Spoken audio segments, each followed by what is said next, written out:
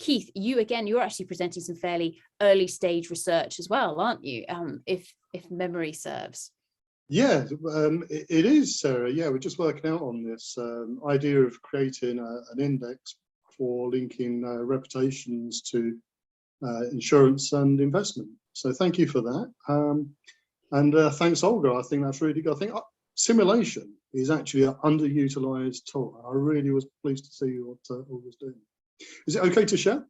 Fantastic. Yes, please. On you go, Keith. So Keith, if you want to also introduce yourself, because I know that you have a variety of feathers in your caps. I'm going to say caps plural here.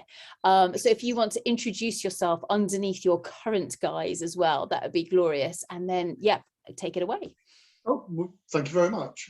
So I better start the timer so we don't overrun on this. So yeah, I've been involved in risk management and decision making for some time, and involved very much in the standards development process for risk management. But this project is a research project that got very interested in looking at reputations and the financial consequences, trying to get indexes together, because it all drives into the whole idea of being able to insure.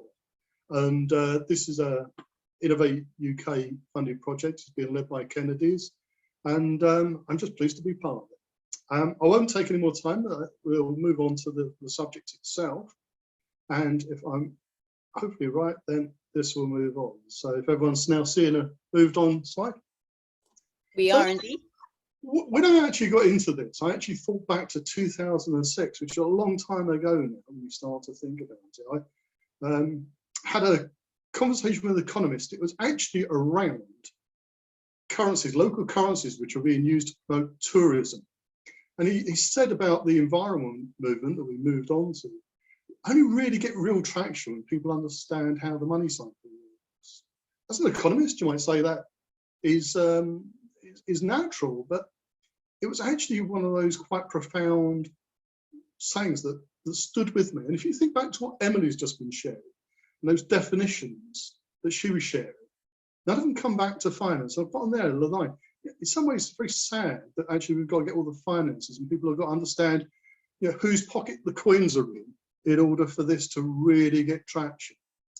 But it is what it is. So I'm going to use a case study just to lead through some thoughts. It's only a short presentation, but hopefully it will get us thinking in terms of how these cycles might be working.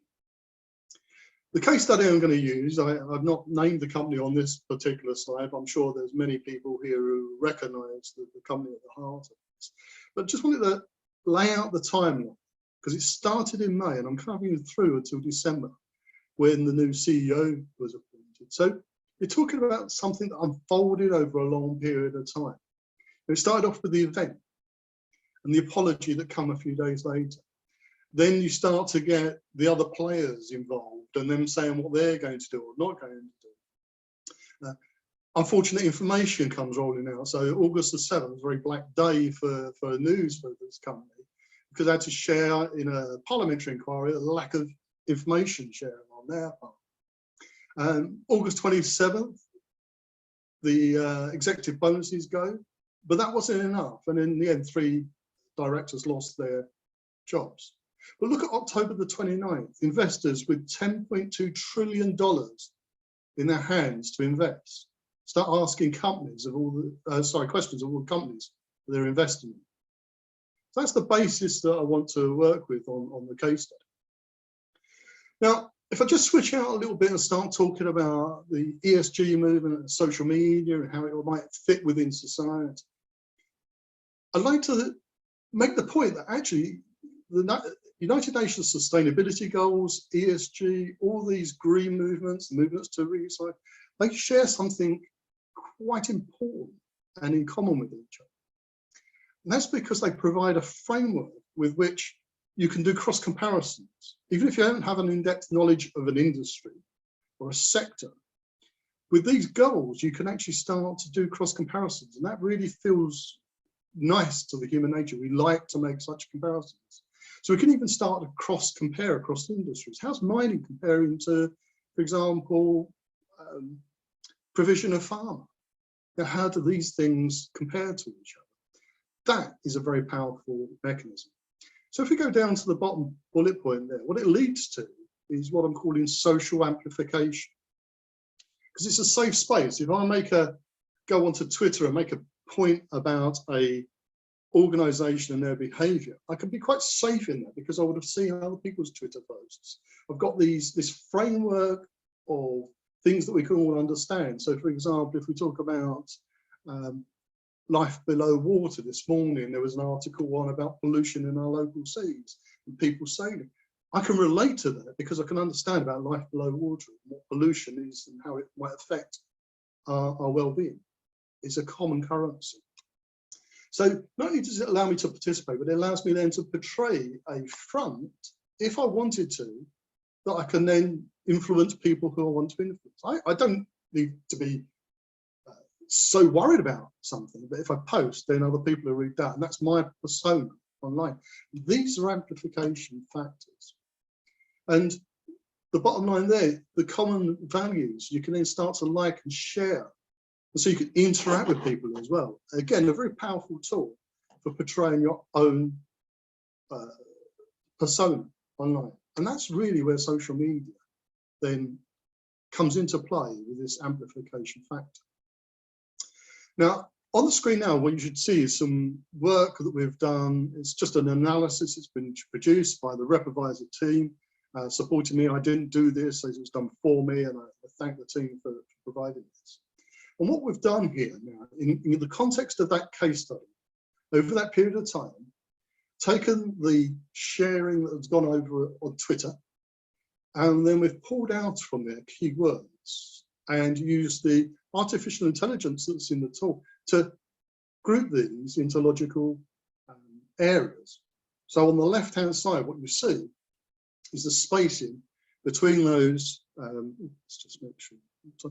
You see the spacing between those groups of words, and on the right hand, you see that listing of words and how frequently they occur.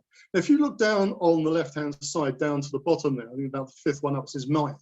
You see the red line, which is how often it occurred in that group, which is highlighted in red on the left-hand side. And then the blue line continues. So out of the whole sample, the term 9 was used quite a lot. If you go up to the top, you can see then something like destroy, destruct. They're not, we cut off the ends of the words to make sure we capture all the different types of that word. And you see the red line, this group is really all talking about this incident. And if you look on the left-hand side, how big that circle is, it was a big topic, it was discussed a lot. Now, if you look at the other groupings in there, over here, 8 and 9, over there, they're not opinion-related words, they're linking words the tool's pulled out. And then down at the bottom here, 4, 5, and 2, these are words that are related around the company and its normal activities. So you can then start to see that this conversation over that period on Twitter, very, very significant. So there's the social media, there's that amplification I've been talking about. Now, how did that play out in the share price and finance? Because we should be talking about finance. So what I have on the left here is the share graph for the company concerned, Rio. And I've put an arrow point there, 1st of May, where the price was around about $82. And you can see it was actually on its way up. It's carried on going past the time when the incident happened. So 5th of June, it's been carried on going up. And what I relate this to is actually the information needs time to propagate through social media, through for people to start to understand what's going on, get to grips with the story. But then it's anecdotal, but what I would suggest is there's a definite damping effect that's come in across the share price as you work then from June all the way through to late November when the share price starts to catch up again. So if we look at 7th of August, when that particularly bad story came out, there hadn't been information shared. If you look, the share price took a dive down. Come up a little bit, 11th of September, and then dive down. And then here, in this last part of the graph where it's diving down, is where the CEO had to resign. So it lost leadership. On the right-hand side now, you see how that plays out in terms of sentiment. So this is an index tracking what's going on. And you can see there, into June, it just starts to plummet. It rises a bit, you've had the apology, you've had time, and then it falls again as we start to get more bad information. And then it falls quite significantly. We're going to get into the loss of chief executives, etc. Now move on and actually start to group these costs together. You can talk about three lots: there's direct, indirect, and worst of all, hidden. So within instant costs, of course, you've got internal inquiry costs. And this is non-production time. Those executives involved, they're not worried about production, they're worried about what they're going to say. Then, of course, preparing for the parliamentary inquiry. Again, it's executive time tied up with non-production events. Communication costs, because they've got to go into the social media market and start to try and counter some of this information and the misinformation that people get. There's an apparent dampening of the share price, which we've covered. You see that right through till November. They were asked to pay restoration costs. Now, you start to get into some of the hidden costs. Of course, they've got a loss of leadership for 3 months. That's significant. And if you think about the opportunity window to acquire something, an asset or a new business, it's effectively closed while this situation is playing out. And that leads to hidden costs. And then after instant costs, you've got brand, trust damage. There was an article by, I think, Morningstar that said, actually, you know, the assets that were underneath that those caves, about $100 million of iron, probably cost billions over a long period of time from what they had to pay and the loss of trust. And that's all hidden costs. Ongoing costs to repair the damage. But think about this idea of growing ideas around social licenses to operate in new mines.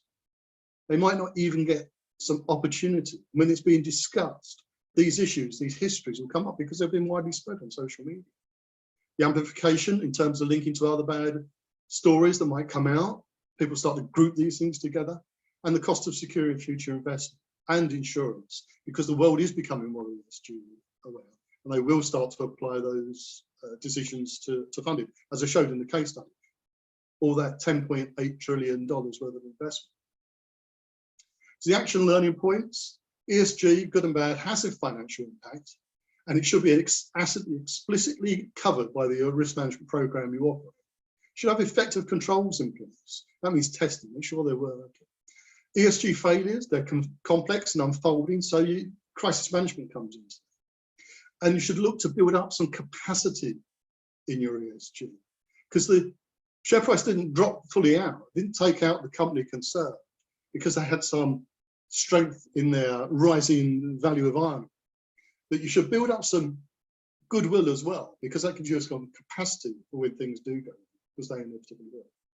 I've dropped a contact email there and a little bit about our research, but that's really it from me. I'd like to now sort of open back for questions. So I'll stop sharing and go back to the other screen.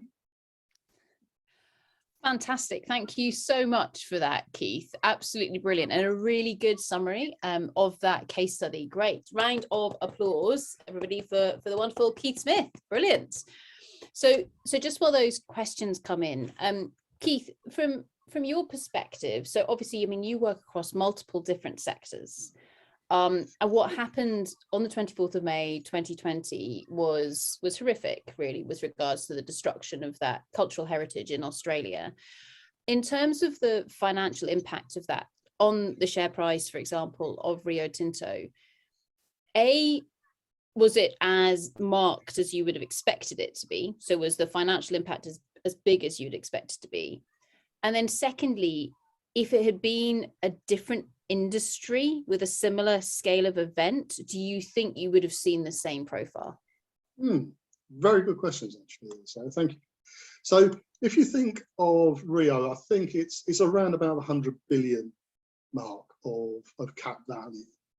And if you look at that share price I was indicating on the graph there, if from June that had been carrying on up, and reasonably it could have done, because iron ore was good at the time. So they were making a lot of money in China. I believe there's only 3 companies supplying iron ore in China. Don't hold me to that. I'm not but I think it's something of that nature.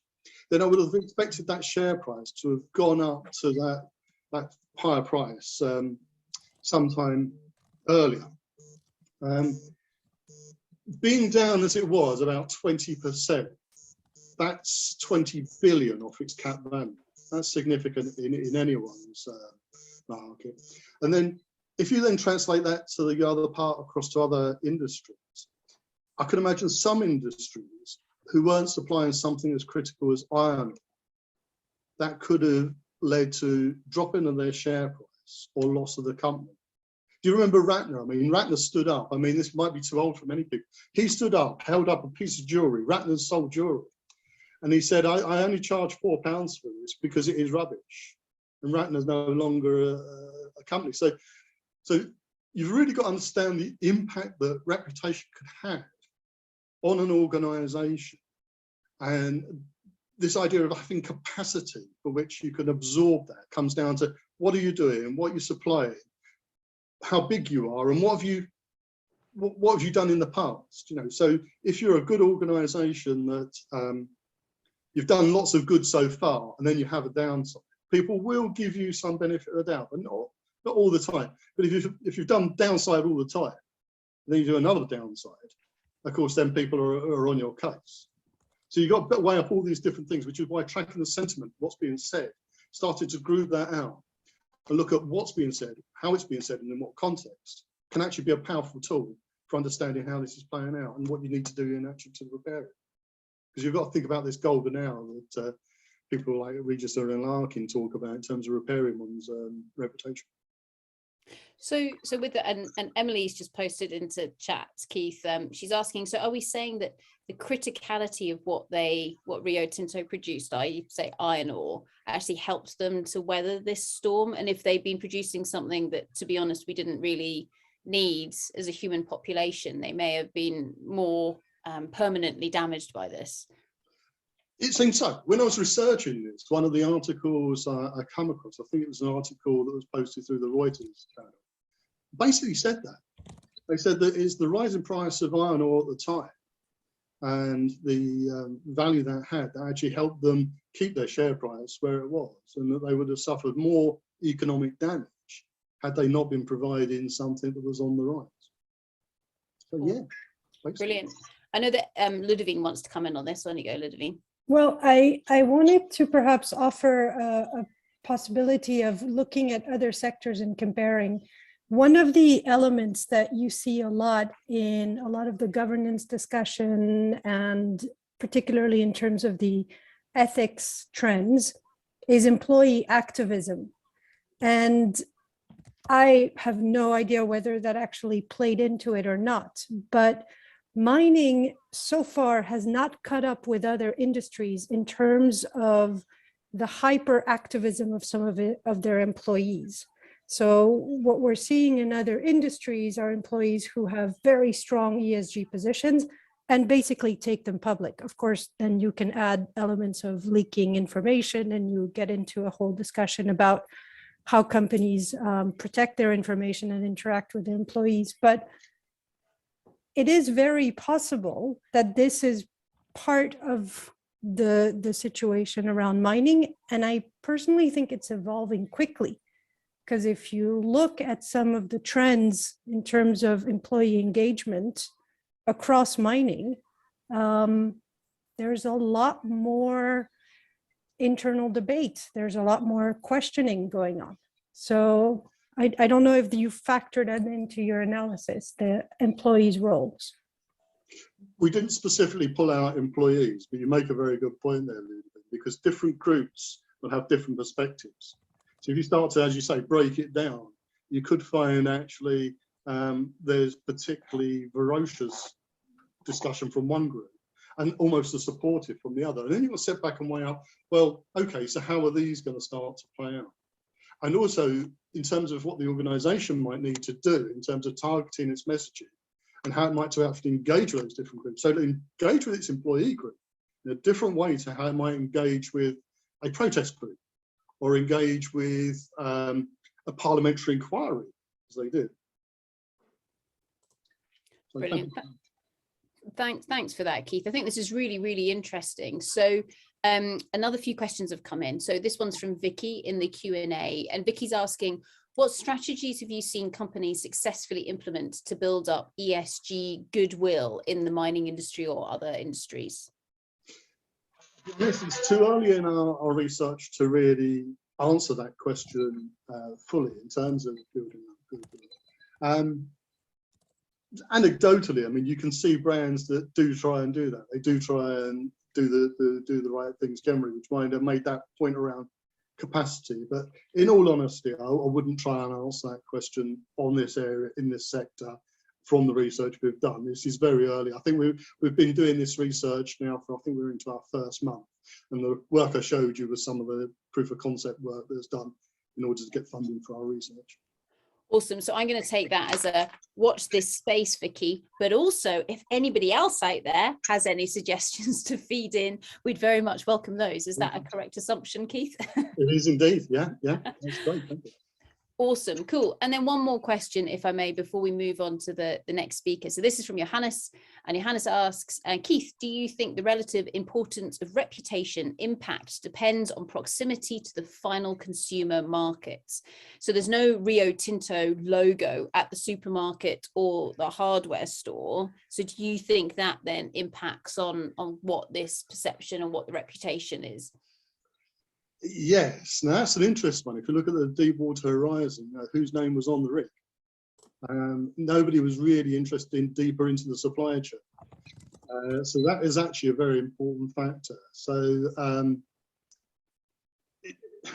yeah, Intel Inside, was that a wise thing? Good marketing at the beginning, but when the computer backs up, what name have I got on this computer? Yeah, I think that's an interesting dynamic. How high profile you are. I mean, I used to work for Arkiva, and it's a name nobody's heard from, but they do all the broadcasting for the BBC and ITV. So everybody receives them in the home, but nobody's heard of the organisation. So you do get this point, and how damaged their reputation can be, because of course they have a professional relationship with the people they're working for, and that's much more controllable. That's not open to such ravages of the social media. So. Brilliant. Thank you very much for that, Keith. So with that, I think early days with regards to this research, but it's really interesting. There's some more items coming through in chat at the moment, but I'll let you deal with those, Keith. Thank you so much. Massive round of applause, and thank you for inviting me to speak. Thank you.